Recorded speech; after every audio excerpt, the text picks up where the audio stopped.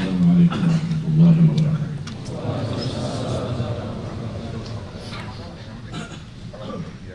Alhamdulillahi rabbil alamin wa asyhadu an la ilaha illallah wahdahu la syarika lah waliyus salihin wa asyhadu anna sayyidana wa nabiyyana Muhammadan abduhu wa rasuluh as-sadiqul amin. Allahumma salli wa sallim wa barik ala sayyidina Muhammad wa ala alihi wa sahbihi wa man tabi'ahum bi ihsanin ila yaumiddin. Subhanaka la ilma lana illa ma 'allamtana innaka antal alimul hakim. Alhamdulillah, syukurillah,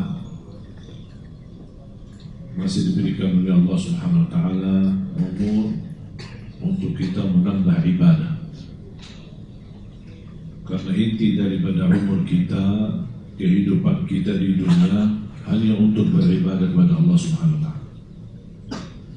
Itu tugas yang utama.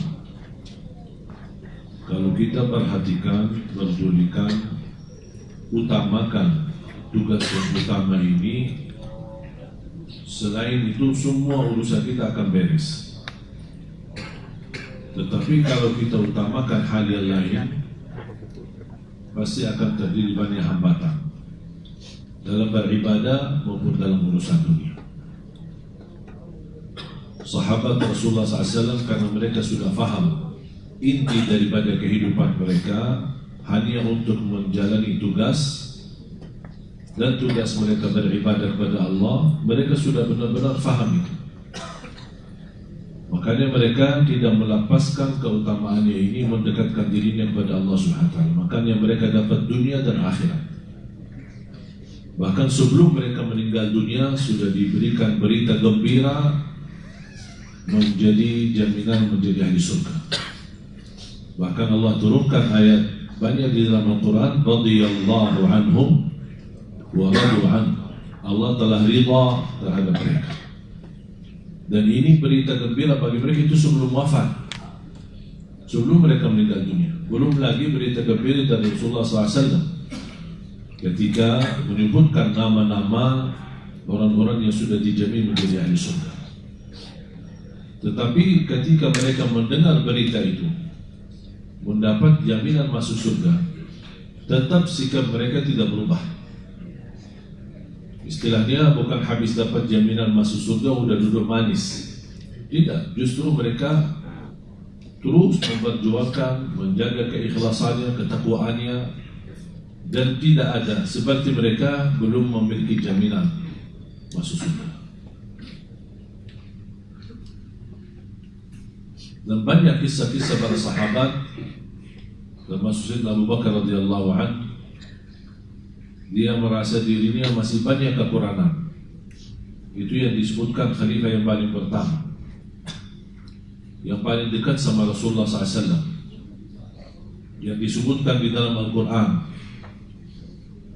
Dan banyak bagaimana keridhaan Allah Subhanahu wa taala terhadap Sayyidina Abu Bakar radhiyallahu anhu. Sampai beliau pernah berkata, ya laitani kuntu tayran la li wa la alai. Sekiranya kalau aku jadi seperti burung, hidup dan mati, tidak akan tanggung jawab dan tidak ada hisab. Kalau berkata itu Sayyidina Abu Bakar, kira-kira kita bilang apa? Umar bin Khattab radhiyallahu anhu ketika wafat, saat menghadapi sakratul maut, datang Abdullah bin Umar membawakan bantal di bawah kepalanya. Beliau berkata kepada anaknya, wahai anakku, ambillah bantal itu dan taruh kepalaku di atas tanah, mudah-mudahan Allah rahmati. Itu sikap mereka, itu ketakutan mereka, keikhlasan mereka. Imam Ahmad Hanbali ketika disuruh sama anaknya, habis melihat perjuangan bapaknya luar biasa, ulama menjadi ahli hadis dan ulama imam ahli sunnah, imam ni dari para ahli sunnah wal jamaah, Imam Ahmad Hanbali. Dan ketika anaknya menyuruh, istirahatlah ayahku, terlalu capek, antara sibuk ibadah, kemudian menulis hadis, mengumpulkan hadis-hadis Rasulullah SAW, Apa kata beliau? Saya tidak akan bisa istirahat sampai dua telapak kaki saya masuk surga. Artinya kalau dua kaki, kalau masih satu langkah kakinya masuk surga, yang kedua belum masuk, saya belum bisa jamin dan saya belum bisa istirahat sampai dua-duanya, artinya sampai yang masuk surga Allah Subhanahu wa ta'ala. Karena mereka sudah faham inti daripada hidup mereka di dunia. Subhanallah, tidak terasa sudah kita di ujung bulan Sya'ban. Begitu luar biasa waktunya berjalan cepat. Dan nanti di hari kiamat Allah tidak akan ditanya berapa usiamu, berapa bulan Ramadan Anda jumpa, berapa bertemu Lailatul Qadar, berapa kali i'tikaf dalam usiamu. Allah SWT tidak akan bertanya berapa banyak ibadahmu atau berapa banyak atau usia-usia, tapi yang akan ditanya apa yang Anda isi dalam usiamu, terutama yang muda. Lan tazula qadama 'abdin yaumul qiyamah hatta yus'al an arba'. Tidak akan tergeser kaki seorang sebagaimana kata Rasulullah SAW di hari kiamat sampai Allah SWT memberikan 4 pertanyaan. An umurihi fima afnah, pertama umurnya apa yang kamu isi, 10 tahun, 50 tahun, 60 tahun, 70 tahun, sampai ada 100 tahun. Allah tidak peduli berapa panjang usiamu, tetapi isinya apa. Makanya ada sebagian para sahabat ketika ditanya berapa usiamu, dia berkata 10 tahun. Padahal terlihat sudah tua, karena mereka menganggap 10 tahun ketika mereka kedatangan Nabi Muhammad dan mereka menerima Islam, itulah umur yang sebenarnya. Yang sebelum itu di masa jahiliyah mereka menganggap sia-sia. Kita semua punya masa jahiliyah. Tidak maksud daripada masa jahiliyah harus kafir atau non-muslim. Masa jahiliyahnya berapa kali kita tinggalkan salat, berapa kali kita durhaka sama orang tua, berapa kali masuk puasa tapi kita tidak puasa. Itu kan jahiliyah kita, kebodohan kita. Masih ikuti hawa nafsu dan syahwat, itu namanya jahiliyah. Ketika kita berhijrah, ketika kita bertaubat, Allah Subhanahu wa ta'ala salah satu karunia-Nya menghapuskan semua masa lalu kita dengan segala isinya, dihapus oleh Allah Subhanahu wa ta'ala. Termasuk di bulan Ramadan, makanya disebutkan bulan Ramadan bulan ampunan. Nanti saya akan jelaskan apa kaitan Ramadan sama ampunan. Kenapa Ramadan menjadi bulan ampunan? Diambil dari makna Ramadan. Jadi tidak akan tergeser kaki seorang sampai ditanya oleh Allah 4 pertanyaan. Yang pertama, an umurihi fima afna, umurmu apa yang kamu isi. Wa an syababihi fima abla, lebih detail lagi usia mudamu, apa yang kamu lakukan. Padahal usia muda itu termasuk sebagian dari umur kan? Tapi kenapa ditanya lagi? Sudah ditanya soal umur, ditanya lagi soal usia muda. Karena di usia muda yang saya mengambil dari beberapa ayat dan hadis Rasulullah SAW, kesimpulannya seorang pemuda yang taat lebih mulia di sisi Allah daripada yang tua yang taat. Nih sama-sama taat kan? Tapi di sisi Allah lebih muda yang usia muda taat istiqamah jauh lebih mulia dan agung di sisi Allah daripada yang tua yang taat. Kenapa? Karena godaan yang muda itu jauh lebih besar daripada yang tua. Kalau sudah tua, apaan yang mau digoda? Tapi dia menghadapi godaan hawa nafsunya, syahwat yang begitu tinggi, terpengaruh dengan lingkungan, tapi dia mampu menghadapi semuanya dan dia tetap istiqomah dalam bertaat kepada Allah. Makanya disebutkan salah satu dari 7 orang yang di bawah naungan Allah Subhanahu wa ta'ala, disebutkan wasyabun nasya'a fi ta'atillah, seorang pemuda yang bisa menjaga diri dalam taat kepada Allah Subhanahu wa ta'ala. Disebutkan sampai dia memiliki keistimewaan di hari kiamat di bawah naungan Allah Subhanahu wa ta'ala hari kiamat. Semuanya di hari kiamat kena matahari, begitu panas dan keringat. Dan keringatnya kalau kita di dunia dari atas ke bawah, kalau di akhirat kebalik. Keringatnya bukan turun tapi naik dari kaki sampai ke atas. Seberapa banyak dosa kita semakin naik, sampai ada orang yang tenggelam dalam kirinatinya sendiri. Nauzubillah min dzalik. Oleh karena itu seorang pemuda yang taat, istiqomah, pasti dia mendapatkan posisi yang mulia di sisi Allah Subhanahu wa taala. Makanya Allah akan kita diminta pertanggungjawabannya, usia mudamu apa yang kamu lakukan? Wa an syababi fima ablah. Wa an malihi. Yang ketiga, wa an malihi, hartamu. Dari mana dan kemana? Disitulah kesulitannya. Kadang-kadang kita menjaga sumber yang halal, tapi pengeluarannya tidak jelas, mubazir, apalagi kalau masuk ke haram. Jadi yang harus kita mempertanggungjawabkannya bukan hanya sumber dana dari mana. Allah akan tanya, kemana uang itu? Kemana hartamu? Mana yang buat jalan Allah, di jalan Allah, mana yang buat untuk kehidupan dunia dan hiburan saja. Ini semua harus dipersiapkan pertanggungjawaban. Dan yang akan ditanyakan bukan harta yang haram. Kalau soal yang haram Allah tidak akan tanya lagi, karena sudah jelas haram. Tapi kita masih melakukannya, itu langsung diazab.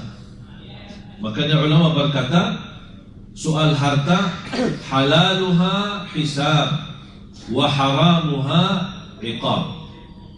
Harta yang halal bakal dihisab, padahal halal, bersih, tapi bakal dihisab. Dari mana dan kemana? Wa haramuha, harta yang haram tidak akan dihisab, tetapi langsung diazab. Nauzubillah. Jadi dari mana dan kemana? Dan banyak kita lihat orang yang memiliki kemampuan, seberapa persen yang dia untuk umat, untuk lillahi ta'ala, dan seberapa persen yang dia gunakan untuk dunia.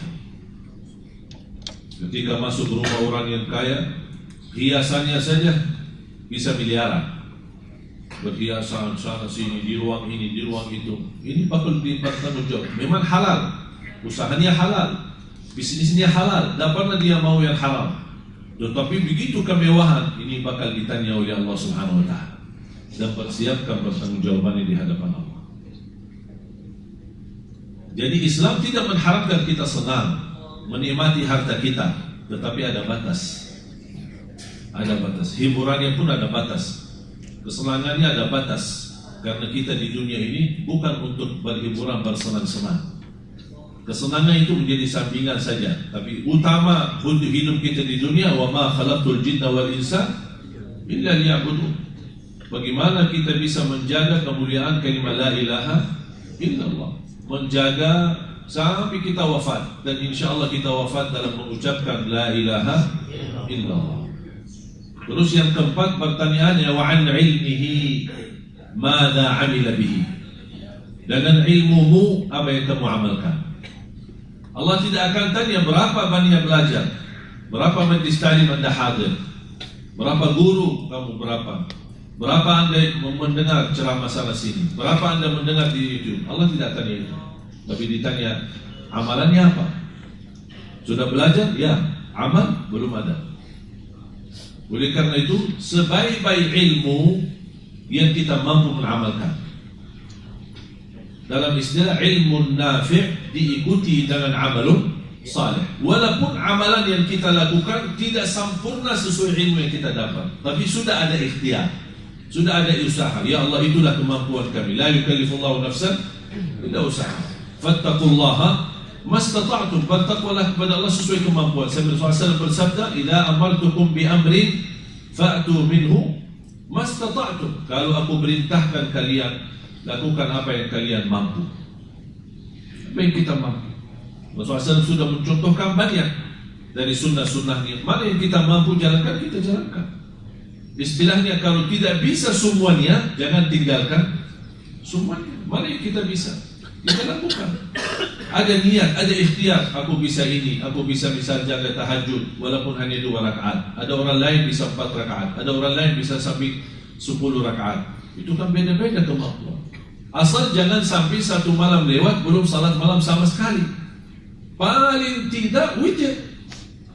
Kalau tidak bisa tahajud, tidak bisa salat malam, paling tidak witir, 2 rakaat salam kemudian 1 rakaat.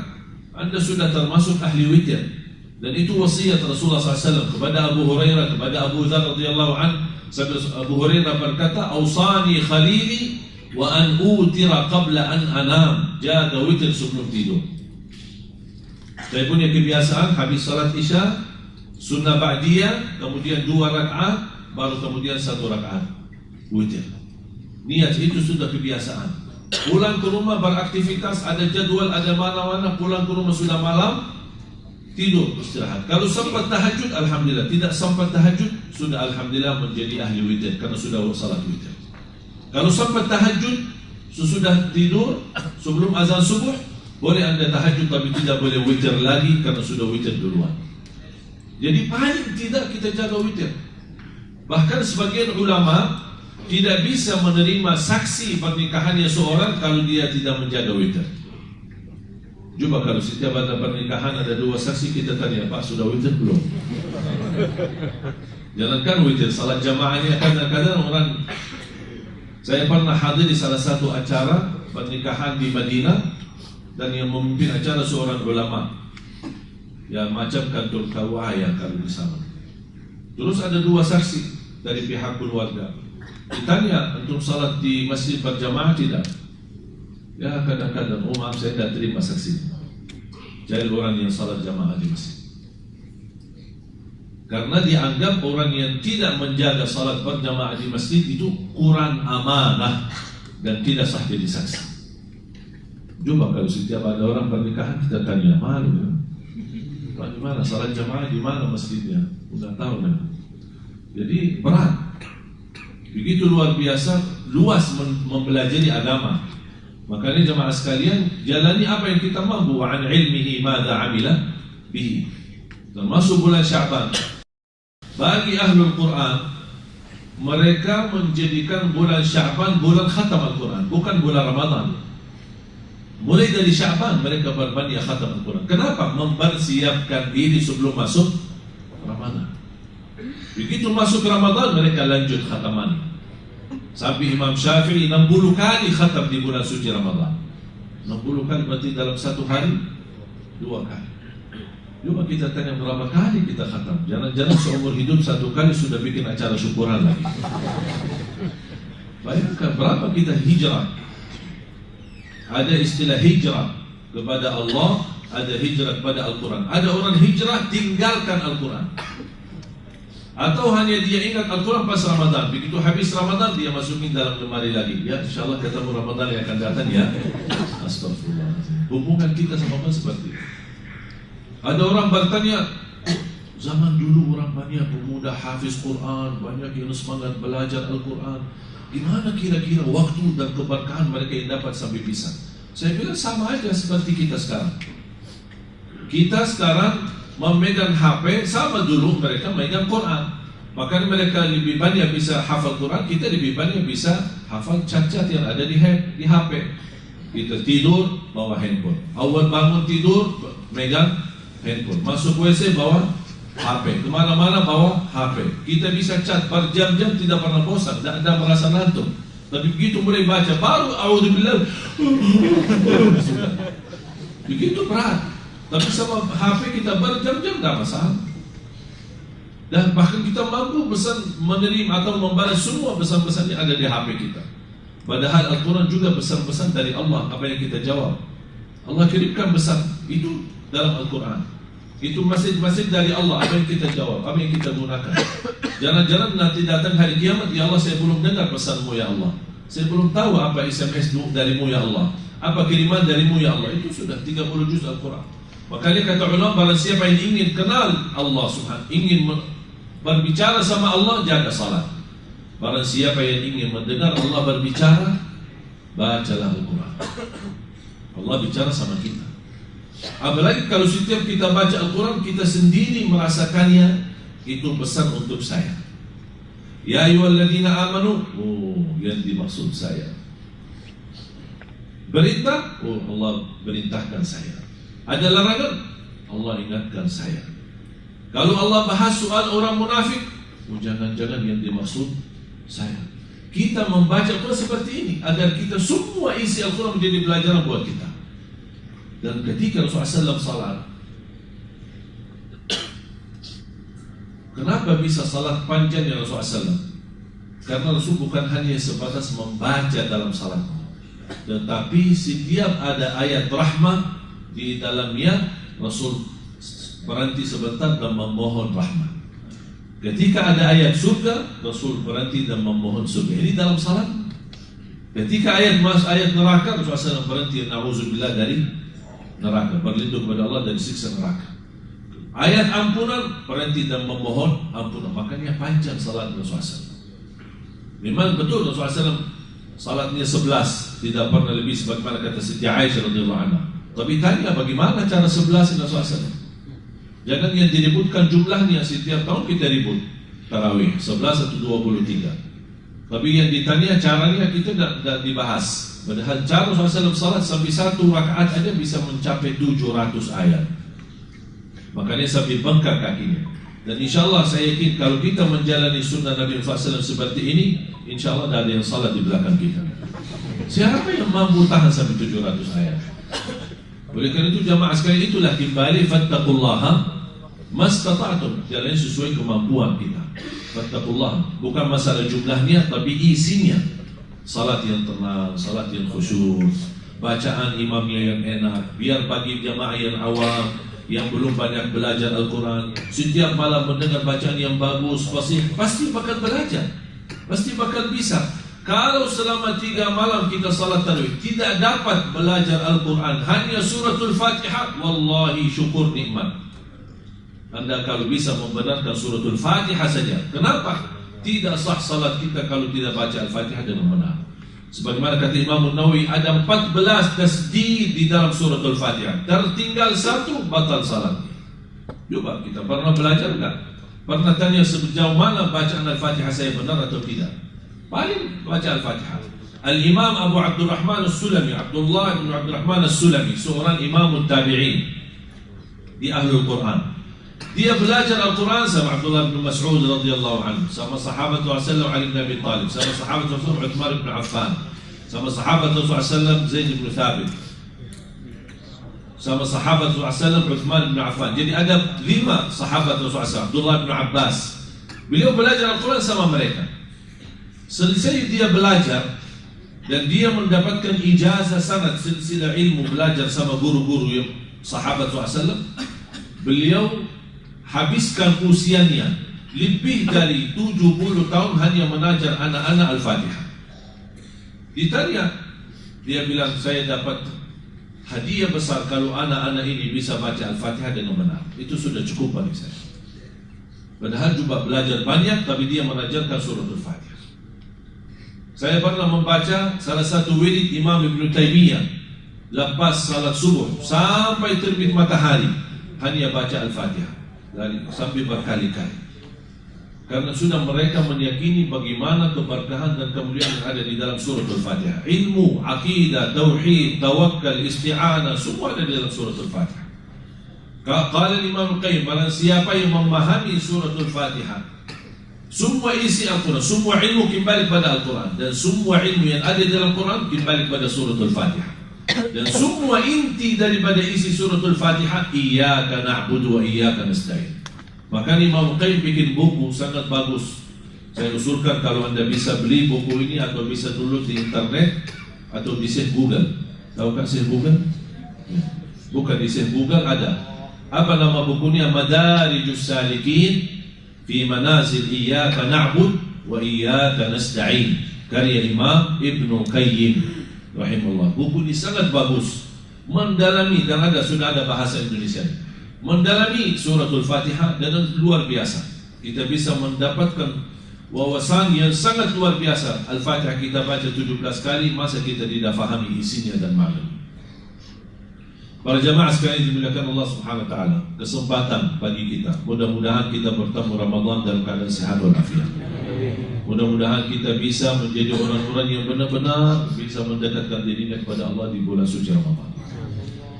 Ramadan kaitannya dengan ampunan. Kenapa selalu kita mendengar Ramadan kesempatan diampuni dosa kita? bahkan bebas dari neraka Jahannam. Karena diambil dari makna kalimat Ramadan tersendiri. Kalimat Ramadan sendiri itu memiliki makna kepada ampunan. Ramadan diambil dari makna ramda. Apa itu ramda? Padang pasir. Biasanya padang pasir, apalagi di musim panas, kalau kita ke padang pasir, jadi pulang ke Indonesia lagi, tambah putih atau tambah hitam? Hah? Hitam atau putih? Hitam. Kenapa? Kok bisa ke padang pasir tapi pulang hitam? Kenapa? Karena suasana, cuaca yang begitu panas, kering, matahari lagi, pasti akan pulang dari sana udah hitam. Makna daripada Ramdha dan Ramadan, kalau Ramdha adalah padang pasir, mampu membakar kulit kita. Ramadan mampu membakar dosa-dosa kita. Sudah faham makna? Jadi itulah makna kaitan. Kenapa ada kalimat Ramadan di situ? Karena Ramadan intinya membakar dosa kita. Sebagaimana padang pasir dalam bahasa Arab, Ramdha adalah mampu membakar kulit-kulit kita.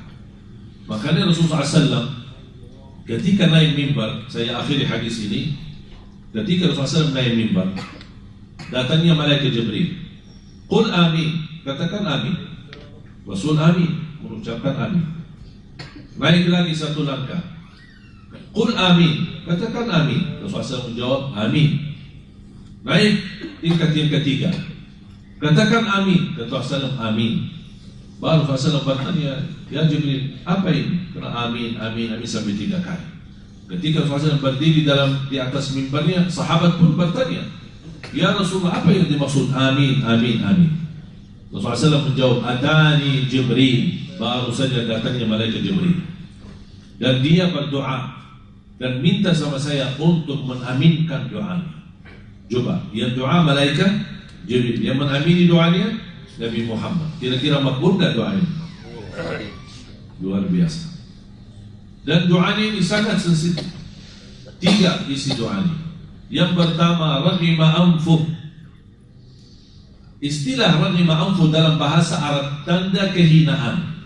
Jadi kalau ada orang mau di masa jahiliyah sampai berlaku sampai ke masa Rasulullah SAW, ketika ada orang menghina seorang lain, dia berkata raghima anfuk. Apa itu raghima anfuk? Anfuk itu bahasa Arab hidung. Jadi seolah-olah hidungmu tercampur dengan tanah dan pasir. Itu tanda kehinaan. Maka malaikat Jibril berkata, raghima anfuk, fantas dihina oleh Allah. Kalau saya artikan, fantas dihina oleh Allah SWT. Man adraka Ramadan walam yughfar lah. Fantas dihina oleh Allah, yang bertemu Ramadan tapi tidak diampuni Allah. Nabi Muhammad berkata amin. Makanya fantas. Doa malaikat Jibril dihina oleh Allah, yang bertemu Ramadan tapi tidak diampuni. Kalau tidak diampuni di bulan Ramadan, kira-kira kapan diampuni lagi? Ramadan bulan ampunan, rahmat, bebas dari neraka, tapi dia tidak dapat apa-apa sama sekali. Apa sebabnya? Karena dia orang yang lalai di bulan Ramadan. Kalau di bulan Ramadan aja bisa lalai, kira-kira gimana bulan-bulan yang lain? Makanya fantas dihina oleh Allah Subhanahu wa taala. Yang kedua, doa malaikat Jibril. Raghima anfu man adraka abawaihi ahaduhuma aw kilahuma wa lam yudkhilahu al-jannah. Di riwayat wa lam yughfar lah. Fantas dihina oleh Allah. Orang-orang yang mendapatkan bertemu orang tua, salah satunya atau dua-duanya, tetapi dia tidak diampuni Allah. Artinya apa?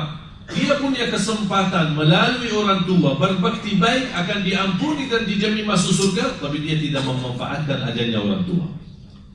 Malah justru dia menyakiti orang tua dan berdurhaka sama orang tua. Makanya ada seorang ulama ketika meninggal ibunya dan dia menangis, terlihat sedih. Muridnya menegur gurunya. Guru, selama ini guru mengajarkan kami sabar menghadapi bala, musibah, apalagi musibah kematian. Kok kami lihat guru kami malah sedih dan nangis. Apa kata beliau? Saya bukan nangis karena ibu saya meninggal, tapi saya menangis karena baru pintu surga tertutup. Istilahnya melalui berbakti baik sama orang tua. Kalau sudah meninggal dunia, tertutup sudah pintu, tidak ada lagi melalui mereka. Tapi alhamdulillah karunia dari Islam masih memberikan peluang. Ketika ada orang tua kita yang sudah meninggal dan kita merasa banyak kekurangan belum bisa selama mereka hidup menjadi berbakti baik, alhamdulillah Islam masih memberikan peluang untuk beramal saleh untuk mereka. Contohnya adalah sedekah atas nama mereka, orang tua, atau berdoa, mendoakan orang tua di setiap waktu, setiap saat. Termasuk sedekah. Ketika Sa'ad bin Ubadah radhiyallahu anhu datang kepada Rasul, ya Rasulullah, ibu saya meninggal, ibu saya wafat. Afa atasaddaqu anha? Apakah boleh saya bersedekah atas nama ibuku? Kata Rasulullah, fatasaddaq anha, bersedekahlah. Kemudian Sa'ad bin Ubadah tanya lagi, ya Rasulullah, fa ayyu sadaqati afdal? Mana sedekah yang lebih baik, yang terbaik? Rasulullah SAW menjawab, saqyul ma, membagi air minum. Itu sedekah yang terbaik. Dan ini alhamdulillah salah satu kebiasaan kami di masa di Madinah. Pulang dari sekolah, apalagi musim Ramadan atau musim haji, kita suka pas sore hari bagi-bagi air buat orang buka puasa. Kita belajar dari kecil, luar biasa pahala membagi air. Jangankan kepada manusia, mungkin antum sudah dengar hadis wanita yang memberikan air minum kepada anjing, Allah ampuni dosanya. Kira-kira gimana kalau bagi air kepada manusia? Apalagi di kampung yang susah air bersih, kita buat sumur air untuk mereka yang bisa berguna, buat mereka bisa cuci pakaian, buat masak, buat mandi, buat wudu, buat banyak. Alhamdulillah karunia dari Allah, kami telah membangun lebih dari 200-an sumur air di Indonesia. Dan alhamdulillah sangat bermanfaat di kampung-kampung, di desa-desa yang kesulitan air bersih. Dan itu Rasulullah SAW bersabda, saqyul ma, membagi air. Itu menjadi keberkahan yang luar biasa manfaat. Dan nawaitu, pahala itu untuk orang tua. Dan boleh anda setiap beramal salih, boleh diniatkan untuk orang tua. Atau bisa berdoa, ya Allah, aku mohon titipkan pahala amalan ini untuk orang tua saya. Termasuk misalnya anda baca Al-Quran, selesai baca Al-Quran, boleh anda berdoa, ya Allah, mohon titipkan bacaan saya untuk orang tua. Itu yang saya mendengar fatwa dari Syekh Abdullah bin Mani, salah satu anggota fatwa di Majlis Ulama Arab Saudi. Beliau berkata, ketika ditanya apakah bermanfaat kita kirimkan amalan-amalan untuk orang yang sudah wafat,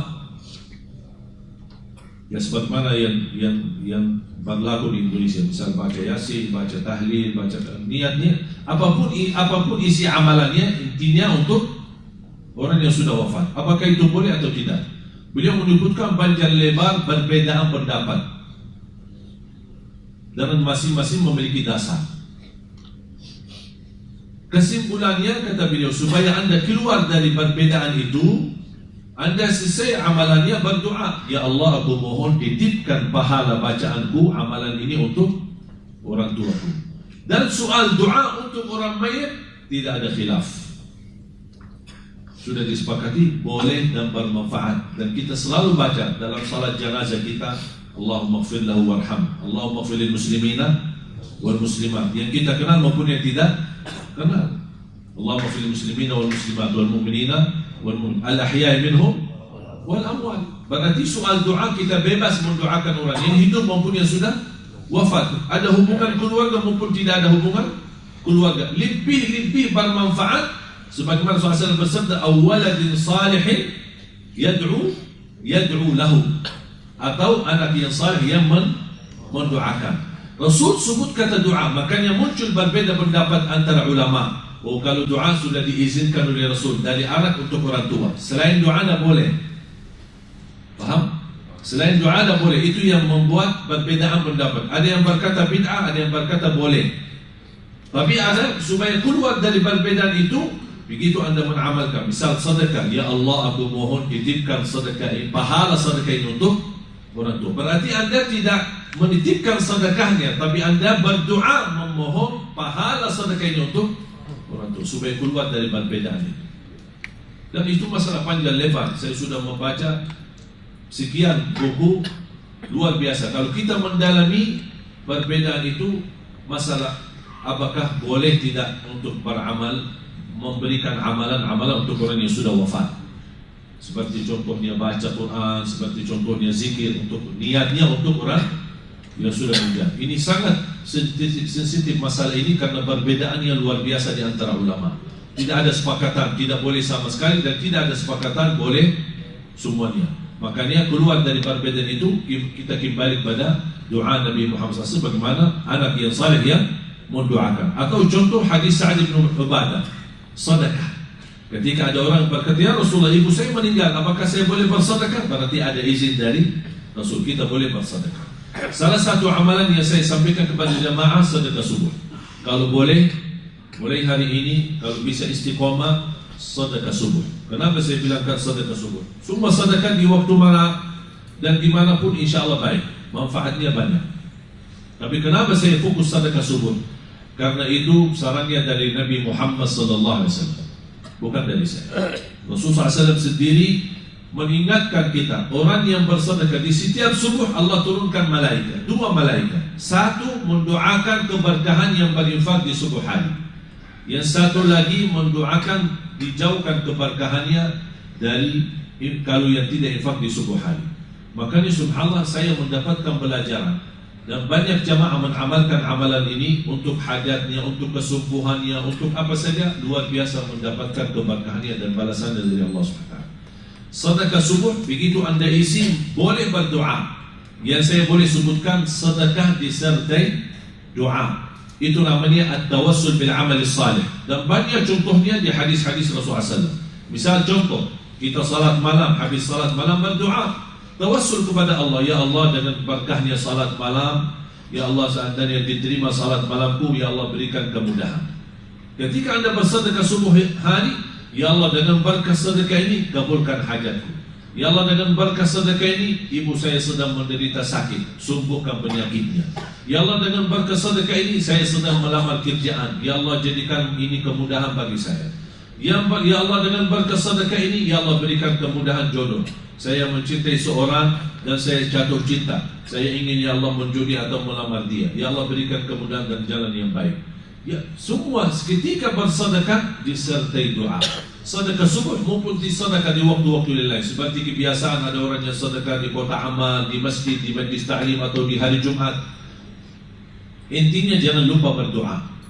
Tawassul kepada Allah dengan doa, namanya tawassul bil amalis salih. Tawassul dengan amal salih. Sebagaimana yang kita baca di hadis-hadis yang 3 orang masuk dalam gua yang tertutup, mereka berdoa kepada Allah dengan amalan mereka masing-masing sampai mereka diselamatkan oleh Allah Subhanahu wa ta'ala. Dan sedekah subuh tidak harus susah mencari anak yatim dan miskin.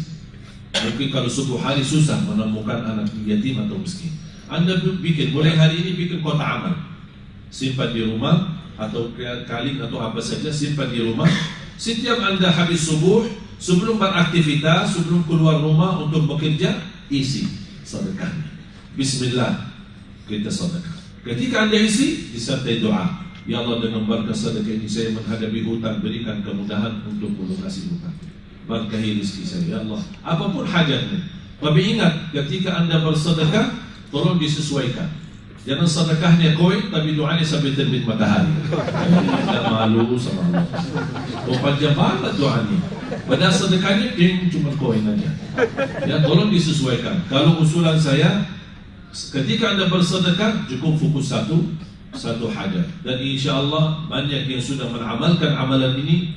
Subhanallah, termasuk ada satu keluarga sudah lama tidak punya keturunan. Alhamdulillah dengan istiqomah, istighfar, dengan berkah sedekah subuh diberikan kemudahan, alhamdulillah keturunan. Mudah-mudahan insya Allah sama-sama kita belajar di bermanfaat.